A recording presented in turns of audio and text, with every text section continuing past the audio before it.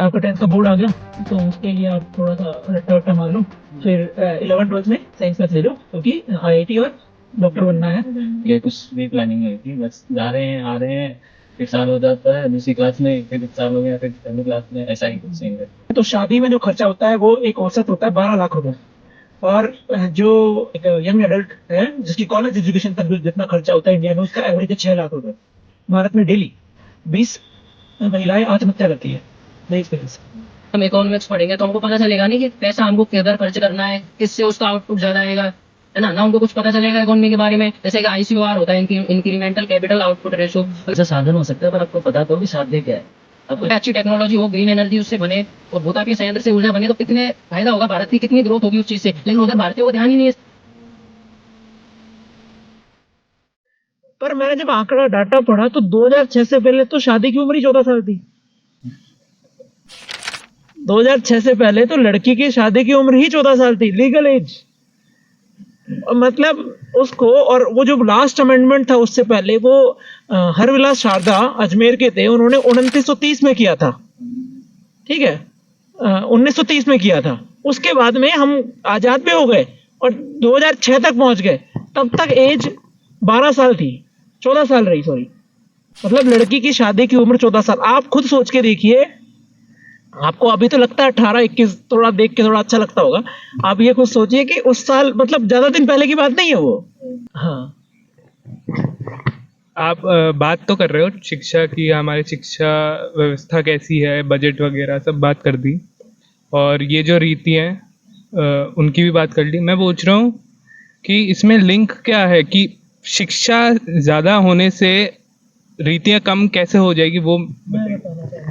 शिक्षा ज्यादा होने से नहीं है, शिक्षा क्वालिटी वाली होने से, ठीक है। शिक्षा अच्छी होगी जिसमें व्यक्तिगत रूप को, जो व्यक्तिगत इंसान है, इंडिविजुअल को महत्व दिया जाएगा, तब जाके। अब यहाँ पे महत्व हमारी शिक्षा किस चीज पे है, हमें अमेरिका बनना है, अमेरिका भी in the sense of money, बस पैसे के सेंस में हमें अमेरिका बनना है, नॉलेज में नहीं बनना है, ठीक है।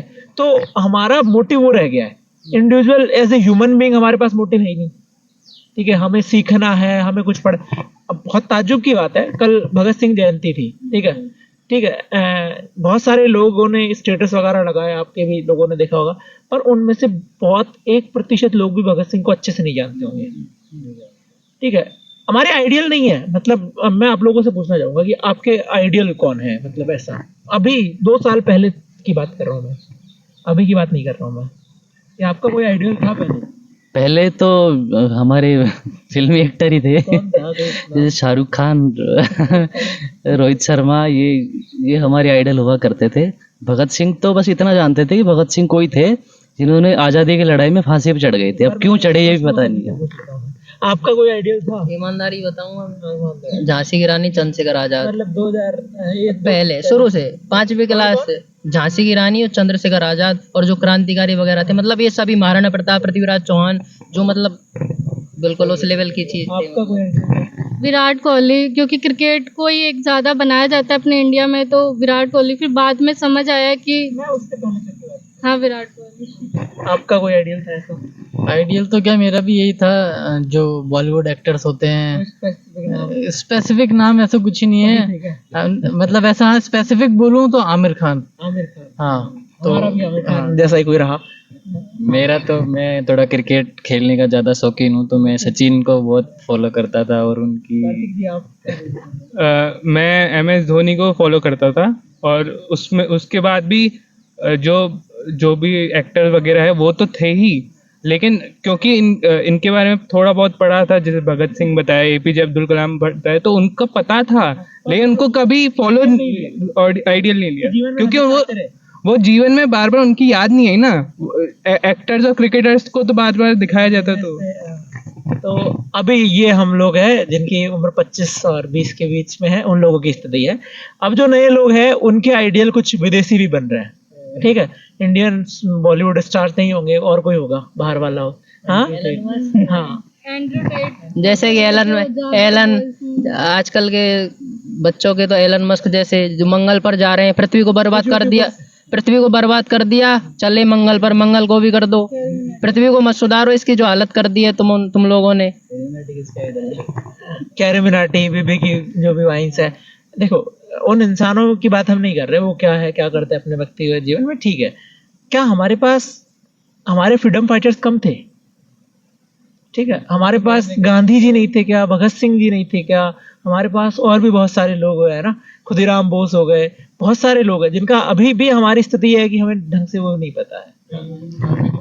वो सब थे, लेकिन उनके बारे में कभी टीवी पे दिखाया नहीं गया। लोग टीवी पे दिखाने की बात नहीं है, वो एजुकेशन में थे क्या? एजुकेशन में तो थे, तभी तो नाम पता है, केवल नाम ही पता है। किस स्तर पे थे? बस वो तो थोड़ा बहुत एक इंट्रोडक्शन होता था उनका। वही तो कमी आ गई ना। वही तो मैं बोल रहा हूँ कि उनके बारे में ना तो किताबों में ज्यादा बताया गया, ना टीवी पे कभी दिखाया गया, मीडिया में कभी भी नहीं दिखाया गया उसके बारे में। जो भी दिखाया गया वो क्रिकेट के जो सेलिब्रिटीज हैं उनके बारे में दिखाया गया, जो कि ज्यादातर बहुत मतलब बड़े लेवल पे चलता है इंडिया के अंदर। मतलब इसकी वजह हम ही लोग हैं। नहीं, इसकी वजह एजुकेशन सिस्टम की बात कर रहा हूँ। ऐसा क्या नहीं रहा एजुकेशन में और क्या रहा जिसकी वजह से हमारे आइडियल्स ही लोग बन गए? इसकी वजह तो यही हो सकता है कि जो टॉप लेवल पे जो लोग बैठे हैं एजुकेशन सिस्टम में, वही ऐसे हैं कि वो इन सब चीज़ों का जो है वो प्रचार नहीं होने देना चाह रहे हैं। वो खुद ही भ्रष्ट है अंदर से, वो खुद ही सामान्य कारण मैं ये बताना चाहूँगी, जो स्टार्टिंग में जैसे हमारे स्कूल का जो सिलेबस रहा है उसमें नैतिक शिक्षा करके किताब आती थी, उसको इतना महत्व नहीं दिया जाता था। वही यही कारण रहा है सबसे ज़्यादा। और चीज़ इसमें कि हमारी स्कूली शिक्षा में पैसे का महत्व काफ़ी था। ठीक है, पैसा वाली बात थी, सक्सेस वाली बात थी। तो हमने इस चक्कर में उन्हीं को पकड़ लिया जिनके पास पैसा था, बाहर आके उन्हीं को पकड़ लिया। और हमारी स्कूल के जो भी थे टीचर्स या जो भी पाठ्यक्रम बनाने वाले, उसमें जो हमारे फ्रीडम फाइटर्स है उसको हम लोग कनेक्ट नहीं कर पाए। मतलब हमें ऐसी शिक्षा नहीं मिली कि हमारा आइडियल भगत सिंह बन पाए, है ना। और अभी भी मैं अगर मतलब हम लोग सुन रहे हैं, हमारे किसी भी युवा को भगत सिंह आइडियल बनाने में डर लगता है। वही ना, भगत सिंह चाहिए तो सबके पर पड़ोसी के घर में। हाँ, भगत सिंह चाहिए तो सबको, पर पड़ोसी के घर में मेरा बेटा ना हो ये, ठीक है, या मेरा बेटा या मेरा भाई जो है वो ऐसा ना हो। ठीक है, तो हमारी स्कूली शिक्षा है ये। हम पूजा कर रहे हैं उनकी, मतलब उनको उनका स्टेटस लगा रहे हैं, ठीक है, पर हम चाहते नहीं है कि हम वैसे हो जाएं। क्योंकि यही है ना कि आप भगत सिंह को आइडल बनाओगे अपना, तो उन्होंने तो 16 साल की उम्र में बोल दिया था कि मेरी दुल्हन आज़ादी है, तो आपको फिर वो बनना पड़ेगा। एक और डाटा, उन्होंने अपने जीवन काल में, भगत सिंह ने अपने जीवन काल में कम से कम 400 के लगभग किताबें पढ़ी है, तो वो भी पढ़नी पड़ेगी फिर तो। उनका जीवन पूरा मतलब वो जिए 23 साल 24 साल उन्होंने पूरा अपने संघर्ष में जिए। तो हम ऐसा संघर्ष चाहते नहीं है, हम बस केवल उनको स्टेटस लगा के उनके जैसा मतलब फील कर लेते हैं कि हाँ हम भी भगत सिंह जैसे ही हैं, बस केवल स्टेटस लगा दिया एक दिन और फिर बंद कर दिया। इसकी वजह क्या है? ऐसे हम क्यों हैं? स्टेटस तो लगा रहे हैं लेकिन पढ़ नहीं रहे। हाँ, ऐसे क्यों हैं हम? आलस मैं कहना चाहूंगा कि हम खुद ही कोई इनिशिएटिव नहीं लेना चाह रहे हैं। आलस तो शारीरिक बात हो गई, मुख्य मुद्दा जो हम सीख नहीं रहे, मतलब हमारी शिक्षा व्यवस्था में उनको इम्पोर्टेंस ही नहीं दिया गया ना। जैसे नैतिक शिक्षा को कभी कहाँ इम्पोर्टेंस दिया गया, उसमें नंबर ले आना, कभी पढ़ाया थोड़ी गया, उसके लिए अलग पीरियड कहाँ था नैतिक शिक्षा के लिए। तो बस वही बात है कि हमारी एजुकेशन सिस्टम में वो चीज़ है ही नहीं। फिर एक तरह से ये भी कर दिया ना कि भगत सिंह ठीक है, इतनी ऊंची चीज थे, पर व्यवहारिक तल पर तो उतरेंगे तो क्या काम आएगी वो चीज़। भगत सिंह ने हम जो सीखा वो हमारे तल पर क्या काम आएगी। तो आजकल तो कोचिंग इंडस्ट्रीज में भी कोटेशन जो यूज़ करते हैं वो जैसे विराट कोहली कोटेशन यूज़ करेंगे, और मतलब उनका एक तरह से आपको दिखाएंगे उनकी चकाचौंध के, तुमको अगर टीचर भी क्या बोलेगा तुझे थार नहीं चाहिए क्या, तो वो वाला है अपने कि पैसा मेन चीज़ हो गई है, इसलिए भगत सिंह चाहिए नहीं ना, भगत सिंह से पैसा नहीं मिलेगा। उसकी वजह हमारा एजुकेशन है। आप स्कूल में देखोगे जो भी पढ़ाया जाता है भगत सिंह, महात्मा गांधी, इन सब के बारे में बहुत कम पढ़ाया जाता था, क्योंकि कुछ काफी लोग थे, 10-15 लोग थे फ्रीडम फाइटर्स, उनके जीवन को नहीं लिया जाता था, उनकी जो उन्होंने जो काम किए है, जैसे बोल दिया कि ये महान क्रांतिकारी थे, बस महान ले लिया, उनकी डेट वगैरह फिगर्स वगैरह बता दिए, किस वजह से, क्या विचारधाराएं थी उनकी, क्यों वो ऐसी विचारधारा हुई। हाँ, कैरेक्टर एनालिसिस नहीं हुआ उनका एक तरह से, बस उनके बारे में बता दिए ताकि तुम याद कर सको। हिस्ट्री की किताबों में ऐसी बात होता है। मतलब उनका जो व्यक्तिगत जीवन था उसके बारे में हमें कुछ नहीं बताया गया, ठीक है। और बताया गया तो उसमें से प्रश्न केवल ऐसे बनाए गए कि उनका जन्म कब हुआ था, जन्म कहाँ हुआ था, और बस हिस्ट्री बना के रख दिया उनको कि किस किस उनके जन्म, हिस्ट्री अपने आप में अच्छी चीज है, ठीक है, पर लेकिन उनको केवल हिस्ट्री तक ही सीमित रख दिया।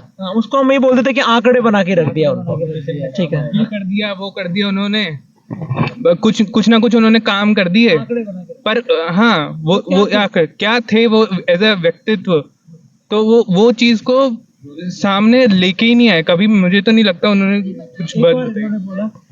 हमारे स्कूल या एजुकेशन सिस्टम में कभी दर्शन आता है?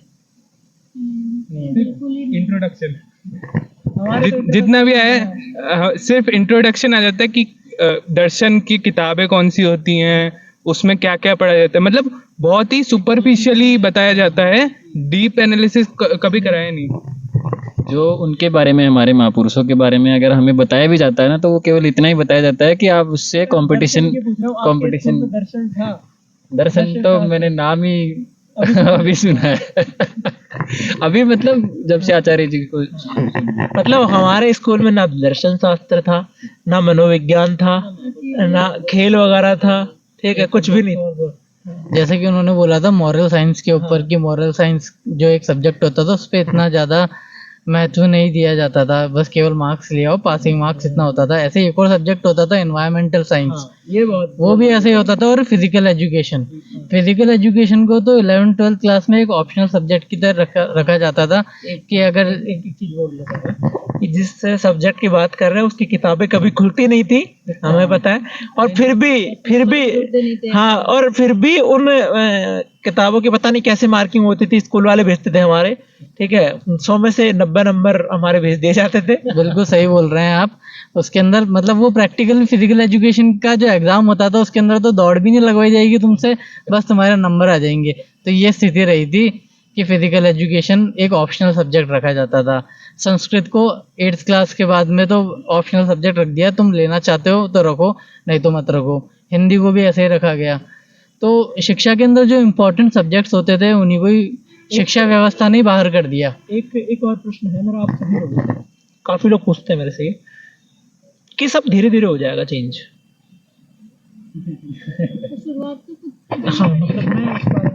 शुरुआत तो हमें खुद से करनी पड़ेगी ना। चेंजेस धीरे धीरे होते हैं पर शुरुआत तो आप खुद से करो ना। समाज बनता है व्यक्ति से, पहले व्यक्ति, फिर घर, फिर समाज, फिर जिला, राज्य और देश। पहला परिवर्तन जो होगा वो होगा व्यक्ति में। आप अपने घर में परिवर्तन लाइए, कोई आपसे प्रेरित होकर आपके समाज में आप परिवर्तन आएगा, दूसरे घर में परिवर्तन आएगा, और फिर उससे वो परिवर्तन और आगे पहुंचेगा। तो परिवर्तन तो हमें व्यक्तिगत रूप पे ही करने पड़ेंगे। ऐसा नहीं होगा कि समाज में परिवर्तन आ जाए और व्यक्ति बदल जाए। जो लाइन है वो तो ये है, व्यक्ति से समाज बना, समाज से हमारा जो मतलब एक राज्य, जिला, देश, जो भी है राष्ट्र, कोई भी राष्ट्र भावना वो बनती है। तो परिवर्तन तो हमें खुद में ही आने पड़ेंगे इसमें। मुझे लगता है सब इस चीज में एक क्वेश्चन शायद सब फेस करते हैं कि सब ये बोलते हैं कि तुम्हारे अकेले से क्या हो जाएगा। तो अगर यही हमारे फ्रीडम फाइटर सोचते हैं कि हमारे अकेले शहीद होने से क्या होगा, हम क्यों लड़ रहे हैं, तो शायद हमारा देश आज़ाद नहीं होता और हम आज़ाद नहीं होते। ये बहुत ही, ये जो बात है ना कि तेरे करने से क्या हो जाएगा, अब तो तू ही करेगा ये और वो, ये दुनिया तो ऐसी चलेगी, ये क्लाइमेट चेंज ऐसे ही होगा, सब दुनिया ऐसे चलेगी, अपनी ज़िंदगी में मस्त रहो, ये बहुत ही कायर और जो भीरू लोग होते हैं ना, डरपोक, उनका काम है ये छुपने का। बिल्कुल ये सही बोल रहे हैं कि छुपने का बिल्कुल सस्ता साधन है कि खुद तो बढ़िया मस्ती में रहो, होगा जो होता रहेगा। देखिए, ये जो समाज होता है ना, आम आदमी होता है ना, उसके घर में यही बात होती है कि ज्ञान अगर आप ले रहे हो तो बहुत छोटी चीज है, ज्ञान बांट रहा है, ऐसे बता देते हैं हमको। तो जो आप बता रहे हो आपको खुद चेंज करना चाहिए, वो व्यक्ति फिर इनिशिएट कर भी नहीं पाता, क्योंकि उसको लगता है इसका तो कोई महत्व ही नहीं समाज में, तो मेरे को कुछ मिलेगा नहीं उसकी तरफ से, तो मैं फिर क्यों करूँ उसको, मैं फिर पैसों पे ही ध्यान देता हूँ, मैं सिर्फ इसको इतना ही पढ़ूंगा ऊपर ऊपर से, ताकि मुझे पैसा मिल जाए या मेरे प्रतिष्ठा मिल जाए, घर परिवार में अच्छे से चला सकूं। हम हमारी जो तुलना है वो उन महावीरों से या उनसे नहीं कर रहे हैं, हम व्यक्तिगत रूप पे छोटा कुछ कर सकते हैं वो हम प्रयास कर रहे हैं, ठीक है। हमारा उतना वो नहीं है, पर हाँ हम निजी जीवन में काफ़ी कुछ कर सकते हैं। छोटे छोटे परिवर्तन है जो हम कर सकते हैं। हम किसी को बोलने में अच्छा एक कुछ बता सकते हैं, या जो हमारे घर में कुछ प्रथाएं आ रही है उसको हम थोड़ा रोक सकते हैं। हम बस वही कर रहे हैं, और क्या है, यही करना है। अच्छी किताबें पढ़ सकते हैं।